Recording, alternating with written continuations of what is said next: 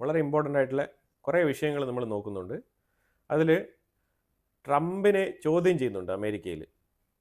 പലരും കേസൊക്കെ മൂവ് ചെയ്തിട്ടുണ്ട്. ഈ താരിഫ് നയം ട്രംപിൻ്റെ തോന്നിയ മാസത്തിന് പ്രസിഡൻ്റ് എന്നുള്ള നിലയിൽ സ്വയമേ പല കാര്യങ്ങളും ചെയ്തു കൂട്ടുന്നുണ്ട്. അതൊക്കെ നമ്മുടെ രാജ്യത്തിന് വ്യത്യസ്തമായ രീതിയിൽ ചില ബുദ്ധിമുട്ടുകൾ ഉണ്ടാക്കുന്നുണ്ട് എന്നുള്ള നിലയിലുള്ള കാര്യങ്ങളൊക്കെ മുന്നോട്ട് അവതരിപ്പിക്കുന്നുണ്ട് പല ആൾക്കാരും. അത് സെനറ്റ് കമ്മിറ്റിയിലും അത് അവതരിപ്പിക്കുന്നുണ്ട്. അതുപോലെ കോടതി വരെ പേപ്പർ മൂവ് ചെയ്യുന്ന സാഹചര്യത്തിലാണ് കാര്യങ്ങൾ മുന്നോട്ട് പോകുന്നത്. പക്ഷേ ട്രംപിൻ്റെ നിലപാട് എന്താണെന്ന് പറഞ്ഞാൽ, ഞാൻ താരിഫ് അപ്ലൈ ചെയ്ത് തുടങ്ങിയ ദിവസം മുതൽ നമ്മളുടെ ഖജനാവിന്, ട്രഷറിക്ക് വൻതോതിലുള്ള വരുമാനങ്ങളാണ് വന്നുകൊണ്ടിരിക്കുന്നത്. അപ്പോൾ അതുകൊണ്ട് ഇതൊരു തെറ്റായ നടപടിയാണെന്ന് എനിക്ക് തോന്നുന്നില്ല. വളരെ വ്യക്തമായ നടപടിയാണ്. ഞാൻ എൻ്റെ രാജ്യത്തിന് വേണ്ടിയിട്ടാണ് ഈ തീരുമാനം എടുത്തിരിക്കുന്നത്. എൻ്റെ രാജ്യം ശക്തമായ രീതിയിൽ ഫൈനാൻഷ്യലി മുന്നോട്ട് പോകുമെന്ന് വളരെ ഉറപ്പിച്ച ഒരു നിലപാടാണ് ട്രംപ് എടുത്തിരിക്കുന്നത്. അത് തന്നെയാണ് ട്രംപ് ആവർത്തിച്ച് പറയുന്നത്. ഓക്കെ, ഇനി സെനറ്റിൽ സ്കോട്ട് ബെസന്റ്, US ട്രഷറിയുടെ സെക്രട്ടറി, അതായത് നമ്മുടെ നാട്ടിലെ RBI ഗവർണർ പോലത്തെ ഒരു പൊസിഷൻ. അപ്പോൾ അത് അവിടുത്തെ ഒരു മിനിസ്റ്ററാണ് സ്കോട്ട് ബെസന്റ് സെനറ്റിൽ ഇരുത്തി ചോദ്യം ചെയ്യാണ്. ജസ്റ്റ് ക്ലിയർ കട്ട് ചോദ്യം, ഒറ്റ ചോദ്യമാണ്. അതായത് who will pay the tariff, ആരാണ് താരിഫ് പേ ചെയ്യുന്നത്? അതിന് പുള്ളിക്കാരന് ഉത്തരം പറയാൻ പറ്റുന്നില്ല. ഓപ്പണായിട്ട് വളരെ ഡിപ്ലോമാറ്റിക്കായിട്ട് ഇങ്ങനെ ഉരുണ്ട് കളിക്കുകയാണ്. ബെബ്ബ എന്നുള്ള നിലയിൽ ഒരു രീതിയിലുള്ള ഉത്തരവും പറയാൻ പറ്റാത്ത അവസ്ഥയിൽ കിടന്ന് വെപ്രാളപ്പെടുന്ന സ്കോട്ട് ബെസന്റിനെയാണ് നമുക്ക് കാണാൻ കഴിഞ്ഞത്. ഒരു ചെറിയ വീഡിയോ ക്ലിപ്പ് ഞാനിവിടെ വെക്കാം. ആ ഒരു ഇൻട്രോഗേഷൻ അതെങ്ങനെയുണ്ടെന്ന് ജസ്റ്റ് ഒന്ന് നോക്കൂ. Who pays tariffs, Mr. Secretary? No, answer the questions I asked, please. I only have 5 minutes. Who pays tariffs? Sorry, well... Who pays tariffs? Sorry, Mr. Secretary, please. Excuse me. The question is very simply, who pays tariffs, Mr. Chairman? I'd like him to answer that question. Well... He wants to answer other questions. Well, Congressman, if the exporters, dislike tariffs so much, why wouldn't they, if I think what you're trying to get me to say... Did you remember the question? I'm not sure you did. Who pays tariffs? It's a very complicated question. Reclaiming my time. People pay tariffs, right? Reclaiming my time, Mr. Secretary. Reclaiming my time, Mr. Secretary. Reclaiming my time. You clearly aren't going to answer. I'm not going to waste my time having you go, Mr. Secretary, reclaiming... Mr. Chairman, I asked reclaiming my time, so I'll ask one more time. Who pays tariffs? Sir, the history would show that it is a complicated mix of who pays the tariffs over various times. So that's exactly the problem. If your answer, and you are a very educated person, you have a very impressive bio, cannot answer the question who pays tariffs because you won't answer that, and you say it's a complicated issue. It's not complicated. Consumers pay Trump's tariff tax. That's the reality. Scott Bessent ഉത്തരം പറയാൻ പറ്റാതെ ബുദ്ധിമുട്ടുന്ന ഒരവസ്ഥ. അതായത് വളരെ വ്യക്തമായിട്ട് US senate കോൺഗ്രസ്സിൽ ചോദ്യം ചെയ്യപ്പെട്ട് ഹ്യൂമിലിയേറ്റഡ് ആകുന്ന സ്കോട്ട് ബെസന്റിനെയാണ് നമുക്ക് അവിടെ കാണാൻ കഴിഞ്ഞത്. ഇപ്പോൾ താരിഫ് കൊണ്ട് ട്രംപ് പറയുന്നുണ്ട് ഒരുപാട് നേട്ടമുണ്ട്, ഒരുപാട് പണം ട്രഷറിയിലേക്ക് വരികയാണ്. അപ്പോൾ അങ്ങനെയാണെന്നുണ്ടെങ്കിൽ ഒറ്റൊരു ചോദ്യം മാത്രമേ ബാക്കിയുള്ളൂ ഇതിനകത്ത്. നമ്മളുടെ ഡൗട്ട്, ഒരുപാട് പണം വരുന്നുണ്ടെങ്കിൽ അപ്പം നിലവിൽ ഇന്ത്യ, ചൈന പോലത്തെ രാജ്യങ്ങളിൽ നിന്ന് നടക്കുന്ന എക്സ്പോർട്ടിങ് തുടരെ നടന്നുകൊണ്ടിരിക്കുകയാണ്. അപ്പം ഈ എക്സ്പോർട്ടിങ് കുറയുന്നെങ്കിൽ ഈ വരുമാനവും കുറയുമല്ലോ. ഇന്ത്യ, ചൈന പോലത്തെ രാജ്യങ്ങൾ US സാധനങ്ങൾ കയറ്റി അയക്കുകയും വൻതോതിൽ സാധനങ്ങൾ കയറ്റി അയക്കുകയും അത് അമേരിക്കയുടെ ഉള്ളിൽ വൻതോതിൽ ഇറക്കുമതി ചെയ്യപ്പെടുകയും അതിൻ്റെ പേരിൽ ഇറക്കുമതി ചുങ്കം എന്നുള്ള പേരിൽ ഈ താരിഫ് അവിടെ കളക്ട് ചെയ്യപ്പെടുന്ന ഒരു സംവിധാനം രൂപപ്പെടുകയും ചെയ്യുമ്പോഴാണ് വരുമാനം കൂടുതലുണ്ടാകുന്നത്. അപ്പോൾ ഇങ്ങനെ താരിഫ് കളക്ട് ചെയ്യുന്നത് എവിടെ നിന്നാണ്? അവിടുത്തെ യുഎസിൻ്റെ ഇൻസൈഡുള്ള കമ്പനികളാണ് ഈ ഒരു താരിഫ് പേ ചെയ്ത് ഈ ഐറ്റംസ് കസ്റ്റംസിൽ നിന്ന് ക്ലിയറൻസ് മേടിച്ച് സാധനങ്ങൾ അമേരിക്കയുടെ ഉള്ളിൽ എത്തിക്കുന്നത്. അപ്പോൾ ഈ എത്തിക്കുന്ന പൈസ കൺസ്യൂമറിൻ്റെ കയ്യിൽ നിന്നാണ് മേടിക്കുന്നത്. നിരന്തരം US ട്രഷറിയിലേക്ക് പൈസ വരണം എന്നുണ്ടെങ്കിൽ ഈ അമേരിക്കയുടെ ഇറക്കുമതി കുറയാൻ പാടില്ല. ഇറക്കുമതി കുറഞ്ഞു കഴിഞ്ഞാൽ ട്രഷറിയിലെ വരുമാനവും കുറയും. എത്രത്തോളം ഇറക്കുമതി തുടരുന്നുണ്ടോ അത്രത്തോളം അമേരിക്കയുടെ ഉള്ളിലേക്ക് ഇൻഫ്ലേഷൻ കൂടിക്കൊണ്ടിരിക്കും എന്നുള്ളതാണ് ചുരുക്കി പറഞ്ഞാൽ നമുക്ക് മനസ്സിലാക്കാൻ പറ്റുന്നത്. നേരെ റഷ്യയുടെ വിഷയത്തിലേക്ക് വന്നു കഴിഞ്ഞാൽ, റഷ്യയ്ക്ക് ഓഗസ്റ്റ് 8 തീയതി താരിഫ് കൊടുക്കും എന്നാണ് ഇതിനു മുമ്പ് താരിഫ് പ്രഖ്യാപിച്ചിരുന്ന സമയത്ത് ട്രംപ് ഒരു സ്റ്റേറ്റ്മെൻ്റ് ആയിട്ട് പറഞ്ഞിരുന്നത്. എന്നാൽ ഇന്ന് ഡേറ്റ് എത്രയായി? റഷ്യയ്ക്ക് താരിഫ് കൊടുത്തോ? ഇല്ല, കൊടുത്തിട്ടില്ല. അതിന് പകരം റഷ്യയുമായിട്ട് വീണ്ടും ചർച്ച നടത്താനുള്ള തയ്യാറെടുപ്പിലാണ്.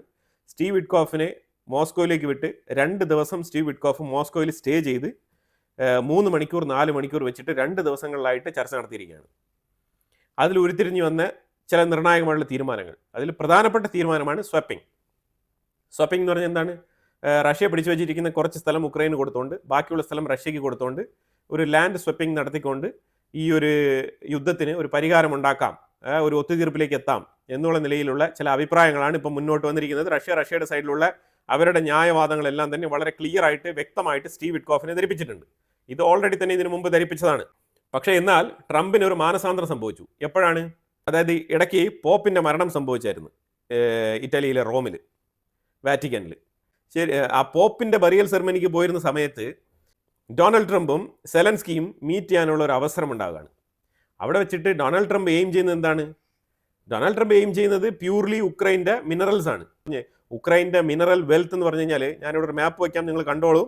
അതിനകത്ത് ഡാർക്ക് ബ്ലൂ, അതുപോലെ തന്നെ ഡാർക്ക് വയലറ്റ്, ലൈറ്റ് വയലറ്റ് ഒക്കെ കാണിക്കുന്നുണ്ട്. ഇതെല്ലാം തന്നെ ഉക്രൈൻ ഫുള്ളി മിനറൽ റിച്ച് ആയിട്ടുള്ള ഒരു ലാൻഡാണ്. ആ ലാൻഡിനെ എയിം ചെയ്താണ് ഡൊണാൾഡ് ട്രംപ് ഉക്രൈൻ്റെ സെലൻസ്കിയെ വാറ്റിക്കനിൽ വെച്ചിട്ട് ഒന്ന് മയപ്പെടുത്തിയെടുത്തത്. കാരണം അതിനു മുമ്പ് വൈറ്റ് ഹൗസിൽ നിന്നും ഇറക്കി വിട്ടതാണ്. അപ്പം അതിൽ നിന്നാണ്, ആ വാറ്റിക്കൻ മീറ്റിങ്ങിന് ശേഷമാണ് ട്രംപ്, അതുവരെ ട്രംപ് പുടിനുമായിട്ട് ഭയങ്കര അടുപ്പത്തിലിരുന്ന ആ ഒരു സാഹചര്യത്തിൽ ഈ വാറ്റിക്കൻ മീറ്റിങ്ങിന് ശേഷം മാത്രമാണ് ട്രംപ് സെലൻസ്കിയുമായിട്ട് കൂടുതൽ ഒരു ചായ്വ് കൊണ്ടുവരുന്നത്. ഉക്രൈനെ സപ്പോർട്ട് ചെയ്തുകൊണ്ട് പിന്നെ വീണ്ടും റഷ്യക്കെതിരെ തിരിയുന്ന നിലപാടുകളാണ് കൂടുതൽ എടുത്തുകൊണ്ടിരുന്നത്. റഷ്യയെ അതിരൂക്ഷമായ നിലയിൽ വിമർശിക്കുക, ആ രീതിയിലാണ് കാര്യങ്ങളൊക്കെ മുന്നോട്ട് പോയത്. ആ ഒരു സാഹചര്യത്തിൽ കുറച്ച് നാൾ ഇങ്ങനെ ലൂപ്പിലിട്ട് ഉക്രൈൻ്റെ കയ്യിൽ നിന്നും നൈസിന് മിനറൽ ഡീലിൻ്റെ പ്രാഥമികമായിട്ടുള്ള ഡീലും കാര്യങ്ങളൊക്കെ എഴുതി മേടിച്ച്, ഒപ്പിട്ട് മേടിച്ച്, എന്നിട്ട് ഉക്രൈനിലെ സെലൻസ്കിയെ പദവിയിൽ നിന്ന് നീക്കം ചെയ്യുന്ന രീതിയിൽ വരെ കാര്യങ്ങളൊക്കെ കൊണ്ട് എത്തിച്ച് ഒരു ലെവൽ വരെ സെറ്റാക്കി വെച്ചിരിക്കുകയാണ്. ഇപ്പോൾ വീണ്ടും സ്റ്റീവ് വിറ്റ്കോഫ് റഷ്യ സന്ദർശിക്കുന്നു, ട്രംപ് വീണ്ടും റഷ്യയുടെ സൈഡിലേക്ക് കൂറുമാറിയിരിക്കുകയാണ്. അതാണ് ഇപ്പോൾ സംഭവിച്ചിരിക്കുന്നത്. ഇനി ഇപ്പോൾ ഇതിന് വേറൊരു ചേരി റെഡിയാകുന്നുണ്ട്. വേറൊരു ചേരി എന്താണ്? യൂറോപ്യൻ ചേരി. അതായത് ഉക്രൈനിലെ സെലൻസ്കി മാത്രം തീരുമാനിച്ചാൽ ഒന്നും നടക്കത്തില്ല. ഉക്രൈനുമായിട്ട് ബന്ധപ്പെട്ട വിഷയത്തിൽ തീരുമാനമെടുക്കേണ്ട പ്രധാനപ്പെട്ട 3 വ്യക്തികൾ എന്ന് പറഞ്ഞാൽ ജർമ്മനിയിലെ മേഴ്സ് ഫ്രെഡറിക് ചാൻസലർ, 2 UK-യിലെ പ്രൈം മിനിസ്റ്റർ സ്റ്റാർമർ, 3 മാക്രോൺ. ഇവർ 3 പേരും കൂടി ചേർന്നിട്ടാണ് തീരുമാനം എടുക്കേണ്ടത്.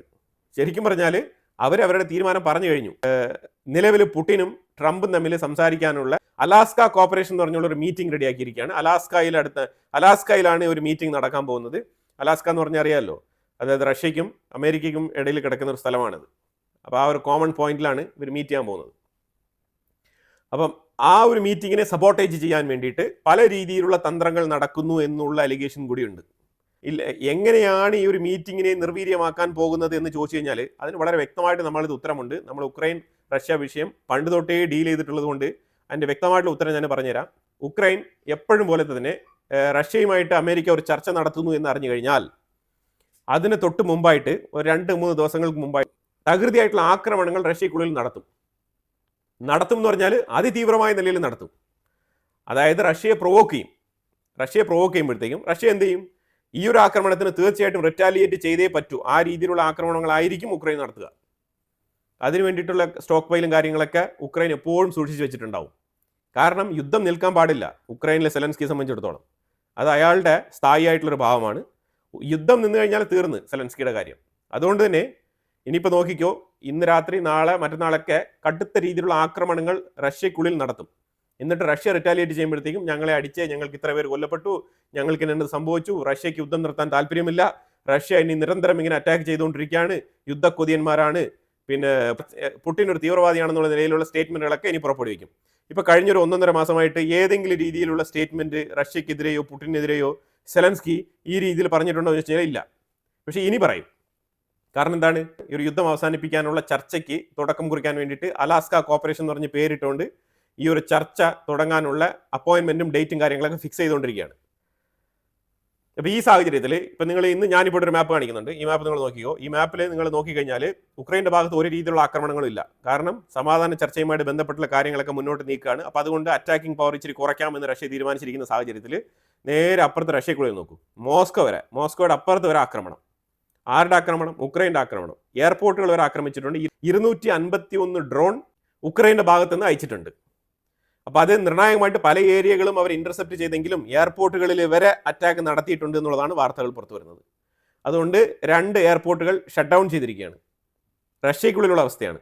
അത് എപ്പോഴാണോ സമാധാന ചർച്ച എന്ന് കേൾക്കുന്നത് ആ സമയത്ത് അങ്ങ് ചടകുടഞ്ഞ് എണ്ണീക്കും ഉക്രൈൻ.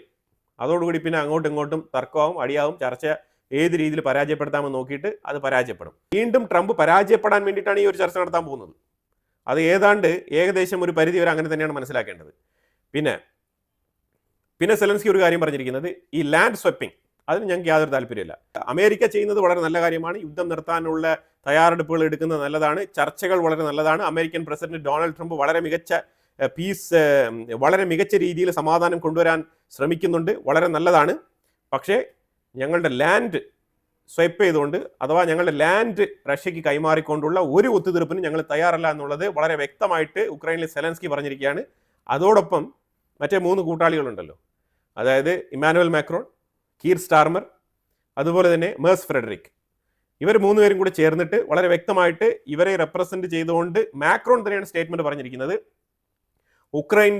ഉക്രൈൻ്റെ സ്ഥലം, അതായത് ഉക്രൈൻ്റെ ലാൻഡ് ആർക്കെങ്കിലും കൊടുക്കണമെങ്കിൽ അത് തീർച്ചയായിട്ടും ഉക്രൈൻ്റെ ജനങ്ങളുമായിട്ട് ബന്ധപ്പെട്ട് ഉക്രൈനിലെ ജനങ്ങളുടെ അടുത്ത് കൺസെന്റ് മേടിച്ചിട്ട് വേണം ഈ പ്രവൃത്തി ചെയ്യാൻ. അല്ലാതെ ഒരു തേർഡ് പാർട്ടി കൺട്രിക്ക് ഉക്രൈൻ്റെ സ്ഥലം വേറൊരു രാജ്യത്തിന് കൊടുക്കാനുള്ള അവകാശം ഇല്ല. അതായത് അമേരിക്ക ഇതിനകത്ത് അനാവശ്യമായിട്ട് ഇടപെട്ടുകൊണ്ട് ഉക്രൈൻ്റെ സ്ഥലം റഷ്യക്ക് എഴുതി കൊടുക്കാൻ തയ്യാറാവണ്ട. ആ ഒരു ആഗ്രഹം, ആ ഒരു ഐഡിയ, ആ ഒരു പ്ലാൻ ട്രംപ് പോക്കറ്റിൽ മടക്കി വെച്ചാൽ മതി എന്നാണ് മാക്രോൺ, സ്റ്റാർമർ, മേഴ്സ് ഫ്രെഡറിക് ഉൾപ്പെടെയുള്ള ആൾക്കാർ പറഞ്ഞുകൊണ്ടിരിക്കുന്നത്. ഇതൊരു സൈഡിലിരിക്കെ സെലൻസ്കി കാര്യങ്ങൾ വളരെ വ്യക്തമായല്ലോ, ഇതാണ് സംഭവം. അപ്പോൾ സെലൻസ്കി ഇപ്പം ഫിൻലാൻഡിനെ ഒന്ന് കൂട്ടുപിടിച്ചിരിക്കുകയാണ്. സെലൻസ്കി ഇങ്ങനെ തന്നെയാണ് യൂറോപ്പിനെയും പറഞ്ഞിങ്ങനെ മനസ്സിലാക്കി വെച്ചിരിക്കുന്നത്. അത് ഞാനാണ് യൂറോപ്പിന്റെ രക്ഷകൻ, അതായത് ഉക്രൈൻ വീണ് കഴിഞ്ഞാൽ യൂറോപ്പ് മൊത്തത്തിൽ റഷ്യ പിടിച്ചടക്കും എന്നുള്ള സ്റ്റേറ്റ്മെന്റ് ആണ് എപ്പോഴും പറയുന്നത്. യൂറോപ്യൻസിന് ഓൾറെഡി തന്നെ ഈ ഒരു യുദ്ധം ഇങ്ങനെ നിലനിർത്തി കൊണ്ടുപോകാൻ തന്നെയാണ് ആഗ്രഹം. സെലൻസ്കി എങ്ങനെയെങ്കിലും ഈ ഒരു യുദ്ധം നെക്സ്റ്റ് ലെവലിലേക്ക് കൊണ്ടുപോകാനുള്ള ശ്രമമാണ് നടത്തുന്നത്. അത് മാത്രം വളരെ വ്യക്തമായിട്ട് മനസ്സിലാവുന്നുണ്ട്. എന്നാ പിന്നെ റഷ്യയെ അറ്റാക്ക് ചെയ്ത് ഈ ഒരു നഷ്ടപ്പെട്ട സ്ഥലങ്ങളൊക്കെ തിരിച്ചു പിടിക്കാനുള്ള കപ്പാസിറ്റി ഉണ്ടോ എന്ന് ചോദിച്ചു കഴിഞ്ഞാൽ അതും ഒരു ചോദ്യചിഹ്നമാണ്. അതുപോലെ ഇസ്രായേലിന്റെ സൈഡിൽ, മിഡിൽ ഈസ്റ്റിൽ ഇസ്രായേലിന്റെ സൈഡിൽ വന്നു കഴിഞ്ഞാൽ അറബ് രാജ്യങ്ങളെല്ലാം തന്നെ ഇസ്രായേലിന്റെ ഗാസ ടേക്ക് ഓവർ ഓപ്ഷനെ എതിർത്ത് തന്നെയാണ് പറഞ്ഞുകൊണ്ടിരിക്കുന്നത്. അതുപോലെ തുർക്കിയിലെ തയ്യബ് എർദോഗൻ ഒരു ഓപ്പൺ സ്റ്റേറ്റ്മെന്റ്, ഇസ്ലാമിക് രാജ്യങ്ങളെല്ലാം ഒരുമിക്കണം, ഗാസ ഇങ്ങനെ വിട്ടുകൊടുക്കാൻ പാടില്ല എന്നുള്ള നിലയിലുള്ള ചില പ്രഖ്യാപനങ്ങളൊക്കെ നടത്തിയിട്ടുണ്ട്. അതുപോലെ ഒരുപാട് യൂറോപ്യൻ രാജ്യങ്ങളും ഇതിനെ എതിർത്ത് സംസാരിച്ചിട്ടുണ്ട്. പക്ഷേ നെതന്യാഹു പറഞ്ഞിരിക്കുന്ന സ്റ്റേറ്റ്മെന്റ് എന്ന് പറഞ്ഞാൽ, നിങ്ങൾ കാര്യങ്ങളെ തെറ്റായിട്ട് വ്യാഖ്യാനിക്കരുത്. ഇസ്രായേലിന്റെ എയിം എന്ന് പറഞ്ഞാൽ ഗാസയെ ഫുൾ ആൻഡ് ഫുൾ ആയിട്ട് ഏറ്റെടുക്കുക എന്നുള്ളതല്ല. ഗാസയിൽ നിന്നും ഹമാസിനെ ഒഴിവാക്കിയിട്ട്, അതായത് ഗാസയിലെ ജനങ്ങൾക്കും കൂടി ഒരു ഫ്രീഡം എന്നുള്ള നിലയിൽ ഒരു പുതിയ സർക്കാർ കൊണ്ടുവരിക എന്നുള്ളതാണ് ഗവൺമെന്റ് ഉദ്ദേശിക്കുന്നത്, ഇസ്രായേലി ഗവൺമെന്റ് ഉദ്ദേശിക്കുന്നത് എന്നാണ് നെതന്യാഹു സ്റ്റേറ്റ്മെന്റ് പറഞ്ഞു വെച്ചിരിക്കുന്നത്. കാരണം ഇത് ഈ അമേരിക്കൻ ചേരിയിലുള്ള കുറച്ച് അറബ് രാജ്യങ്ങളുണ്ട്, അവരെയൊക്കെ ഒന്ന് സാറ്റിസ്ഫൈ ചെയ്യാൻ വേണ്ടിയിട്ടാണ് ഇങ്ങനത്തെ രീതിയിലുള്ള സ്റ്റേറ്റ്മെന്റുകളൊക്കെ ഇസ്രായേലിൽ നിന്ന് പുറത്തു വരുന്നതായിട്ട് മനസ്സിലാക്കാൻ പറ്റുന്നത്. ഖാൻ യൂനിസ് മേഖലയിൽ തകൃതിയായിട്ടുള്ള ആക്രമണങ്ങൾ തുടരുകയാണ്. അതെല്ലാം തന്നെ ഈ ഒരു ഗാസ ടേക്ക് ഓവർ എന്നുള്ള ഒരു പ്ലാനിന്റെ കീഴിൽ തന്നെയാണ് ഈ ഒരു ആക്രമണങ്ങൾ നടക്കുന്നതായിട്ട് മനസ്സിലാക്കാൻ പറ്റുന്നത്. അതുപോലെ അമേരിക്കയിൽ അസർബൈജാൻ, അർമേനിയ 2 രാജ്യങ്ങളുടെയും ലീഡേഴ്സ് വന്നിട്ടുണ്ടായിരുന്നു. അവർ രണ്ടുപേരും ഇരുന്ന് ഭയങ്കരമായിട്ടുള്ള ട്രംപിനെ പുകഴ്ത്തി സംസാരിക്കുകയുണ്ടായി. ഇതുപോലെ തന്നെ നൊബൽ പ്രൈസുമായിട്ട് ബന്ധപ്പെട്ടുള്ള ചർച്ചകൾ അവിടെ തകൃതിയായിട്ട് നടക്കുകയുണ്ടായി. രണ്ടുപേരും ഞാൻ നൊബൽ പ്രൈസിന് നോമിനേറ്റ് ചെയ്യാമെന്ന് പറഞ്ഞിട്ട് ട്രംപിന്റെ കാല് കഴിയില്ല എന്നേ ഉള്ളൂ. ആ രീതിയിലുള്ള പുകഴ്ത്തലുകളായിരുന്നു. എനിവേ, അതൊരു സൈഡിൽ നടക്കുമ്പോൾ തന്നെ നമ്മൾ നേരെ ഇന്ത്യയിലേക്ക് വന്നു കഴിഞ്ഞാൽ, ഇന്ത്യ ഒരു നിർണായകമായിട്ടുള്ള വിവരം പുറത്തുവിട്ടിരിക്കുകയാണ്. അതായത് ആംഡ് ഫോഴ്സിന്റെ ചീഫാണ് ഈ ഒരു വാർത്ത പുറത്തുവിട്ടത്. S-400 എന്ന് പറഞ്ഞ ആ ഡിഫൻസ് സിസ്റ്റത്തിന്റെ ഹെൽപ്പോടുകൂടി ഇന്ത്യ 5 അമേരിക്കൻ യുദ്ധവിമാനങ്ങൾ അടിച്ചു വീഴ്ത്തിയിട്ടുണ്ട്, ഇൻക്ലൂഡിങ് 1 F-16 എന്നുള്ള സ്റ്റേറ്റ്മെന്റ് പുറത്തുവിട്ടിരിക്കുകയാണ്. അതായത് ഇന്ത്യ കൃത്യമായിട്ടുള്ള ടൈം ലൈൻ പാലിച്ചാണ് ഈ കാര്യങ്ങളൊക്കെ പുറത്തുവിടുന്നത്. ഇനി ഇതിനെ സംബന്ധിച്ചിടത്തോളം വീഡിയോ ഫൂട്ടേജും കാര്യങ്ങളൊക്കെ ഇന്ത്യയുടെ അടുത്ത് ഉണ്ടോ എന്ന് ചോദിച്ചു കഴിഞ്ഞാൽ, ഇന്ത്യൻ ആർമിയുടെ പക്കൽ ഉണ്ടോ എന്ന് ചോദിച്ചു കഴിഞ്ഞാൽ എനിക്കറിയത്തില്ല. സ്റ്റേറ്റ്മെന്റ് ഇങ്ങനെയാണ് പുറത്തു വന്നിരിക്കുന്നത്. ഇന്ത്യ അമേരിക്കൻ വിമാനങ്ങളെ അടിച്ചു വീഴ്ത്തി എന്നുള്ള വാർത്ത അപ്പം തന്നെ പുറത്ത് വന്നിട്ടുണ്ടായിരുന്നു. പക്ഷെ അതിനെക്കുറിച്ചുള്ള ഡീറ്റെയിൽ ആയിട്ടുള്ള ഫൂട്ടേജും കാര്യങ്ങളൊന്നും പുറത്ത് വന്നിട്ടില്ല. ഇനി ഡീറ്റെയിൽ ആയിട്ട് ആരെങ്കിലും ചോദിച്ചു കഴിഞ്ഞാൽ ഒരു പക്ഷേ അതിനുള്ള ഫൂട്ടേജസ് ഒക്കെ ഇന്ത്യൻ ആർമി കൊടുക്കാൻ ബാധ്യസ്ഥരാണ്. ഒരു AWCAS, 2 command and control centre, 2 SAGE systems, 6 radar systems, അതുപോലെ 11 airfield means Airways, runways, 11 runway, ഇത്രയും അറ്റാക്ക് ചെയ്തിട്ടുണ്ടെന്നുള്ള ഡീറ്റെയിൽ പുറത്തുവിട്ടിട്ടുണ്ട്. ഇതിനകത്ത് റോയിട്ടേഴ്സ് ഈ ഒരു വിഷയത്തെ ഗണ്ണിച്ചുകൊണ്ട് ആദ്യമേ തന്നെ മുന്നോട്ട് വന്നിട്ടുണ്ട്. റോയിട്ടേഴ്സ് വരും. അത് വരാനുള്ള കാരണം എന്താണെന്ന് വെച്ചാൽ, ഇന്ത്യൻ വിമാനങ്ങളെ പാകിസ്ഥാൻ അടിച്ചു വീഴ്ത്തി എന്ന് പറഞ്ഞിട്ട് ആദ്യമായിട്ട് വാർത്ത കൊടുത്തത് റോയിട്ടേഴ്സാണ്. അപ്പോൾ അതുകൊണ്ട് അവർ ഇനി ഇതിനെക്കുറിച്ച് ക്രിട്ടിസൈസ് ചെയ്ത് ഒരു ഗ്ലോബൽ പ്രൊപ്പഗൻഡ ഇപ്പോൾ തുടങ്ങിയിട്ടുണ്ട്. അതായത് റഷ്യയുമായിട്ട് ചേർന്ന് നിൽക്കുന്ന ഈ ഒരു സാഹചര്യത്തിൽ, അതായത് അമേരിക്കയും ഇന്ത്യയും തമ്മിൽ ഒരു താരിഫ് യുദ്ധം നടക്കുന്ന ഈ ഒരു സാഹചര്യത്തിൽ, ഇന്ത്യ റഷ്യയുമായിട്ട് ചേർന്ന് നിൽക്കുന്ന സാഹചര്യത്തിൽ S-400 എന്നുള്ള ഒരു ഡിഫൻസ് സിസ്റ്റത്തിനെ ഉദ്ധരിച്ചുകൊണ്ട് ഈ ഒരു വെളിപ്പെടുത്തൽ നടത്തിയതിൽ എന്തൊക്കെയോ ദുരൂഹതകളുണ്ട് എന്നാണ് റോയിട്ടേഴ്സ് പറയുന്നത്. കാരണം റോയിട്ടേഴ്സ് ആണ് 5 ഇന്ത്യൻ വിമാനങ്ങൾ അടിച്ചു വീഴ്ത്തിയെന്ന് വാർത്ത കൊടുത്തത്. അവർക്ക് ഇതുവരെ ആ ഒരു തെളിവ് സഹിതമുള്ള ഫൂട്ടേജസോ ഒന്നും തന്നെ പുറത്തുവിടാൻ കഴിഞ്ഞിട്ടില്ല. ഇന്ത്യൻ ആർമി അതിൽ സൈലന്റുമാണ്. ഇതിലെന്താണ് സത്യാവസ്ഥ എന്നുള്ളത് ഇന്ത്യൻ ആർമി വളരെ വ്യക്തമായിട്ട് തന്നെ ഓൾറെഡി 2 ടൈംസ് വ്യക്തമാക്കിയതാണ്. പക്ഷേ അത് പോസിറ്റീവോ നെഗറ്റീവോ എന്തായാലും റോയിട്ടേഴ്സിന് അവർ പറഞ്ഞ വാർത്ത സത്യസന്ധമാണെന്ന് ഇതുവരെ തെളിയിക്കാൻ കഴിഞ്ഞിട്ടില്ല. ആ ഒരു സാഹചര്യത്തിൽ റോയിട്ടേഴ്സ് ഇപ്പോൾ ഇന്ത്യൻ ആർമി പുറത്തുവിട്ടിരിക്കുന്ന ഈ ഒരു സ്റ്റേറ്റ്മെന്റിനെ എതിർത്തുകൊണ്ടാണ് അവർ വന്നിരിക്കുന്നത്. പ്രൊപ്പഗൻഡ തന്നെയാണ്, കൃത്യമായ പ്രൊപ്പഗൻഡ അവർ മുന്നോട്ട് വെക്കുന്നുണ്ട്. അതായത് ഇന്ത്യക്ക് റഷ്യൻ ചായ്വ് ഉണ്ട് എന്നുള്ളത് വരുത്തി തീർക്കാൻ വേണ്ടിയിട്ടുള്ള ചില നടപടികളാണ് വെസ്റ്റേൺ മീഡിയ ഇപ്പോൾ ഇതിൻ്റെ പുറകിൽ ഇറങ്ങി തിരിച്ചിരിക്കുന്നത്. പക്ഷേ ഇതിലൊരു കാര്യം വളരെ വ്യക്തമാണ്. ഇതിനകത്ത് S-400 ഇന്ത്യ ബൂസ്റ്റ് ചെയ്തിട്ടുണ്ട്, അതുപോലെ F-16 ഇന്ത്യ ഡീഗ്രേഡ് ചെയ്തിട്ടുണ്ട്. ഈ 2 വിഷയങ്ങളും ഈ സ്റ്റേറ്റ്മെന്റിൽ സംഭവിച്ചിട്ടുണ്ടെന്നുള്ളത് വളരെ വ്യക്തമാണ്. അപ്പോൾ എന്തായാലും തുടർച്ചയായിട്ട് ഈ വിഷയങ്ങൾ ചർച്ചയാവാനുള്ള സാധ്യത വളരെ കൂടുതലാണ്. ഞാനിതിവിടെ ജസ്റ്റ് സൂചിപ്പിച്ച് പോയെന്നേ ഉള്ളൂ. ഇതിനെക്കുറിച്ചുള്ള അഭിപ്രായങ്ങൾ കമന്റ് ബോക്സിൽ രേഖപ്പെടുത്തുക. കൂടുതൽ വിഷയങ്ങളുമായിട്ട് അടുത്ത വീഡിയോയിൽ വരാം. Thank you so much.